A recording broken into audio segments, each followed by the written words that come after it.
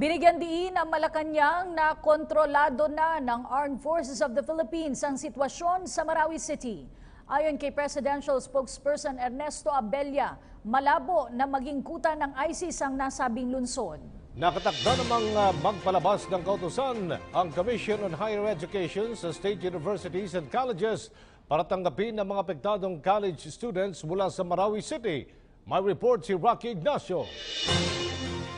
Pumalag ang Malacanang sa report na posibleng maging kuta ng ISIS sa Marawi City. Giit ni Presidential Spokesperson Ernesto Abella, hindi nakikita ang ganitong senaryo dahil kontrolado ng AFP ang sitwasyon doon kasabay ng mga progresibong resulta ng operasyong militar. 16 na gusali sa Marawi ang nabawi na ng tropa ng pamahalaan. Well, at this stage, I suppose we'll have to take the position that it's unlikely for Marawi to become a new hub for IS fighters.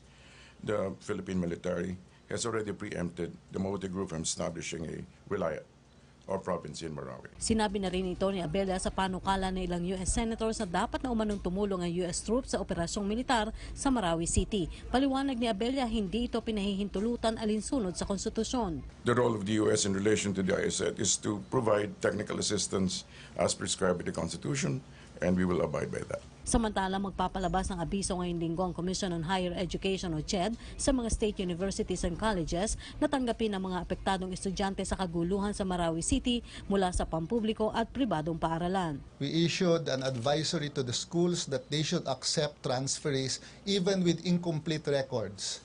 Immediately accept them in light of the problem that we are encountering in Marawi so that the records can come later.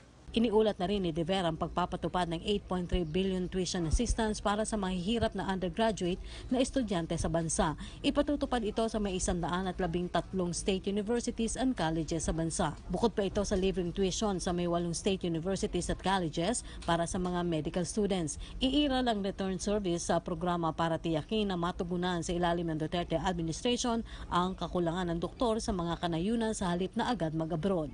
There's no debate anymore that we lack doctors in many areas in the country, especially in far-flung areas.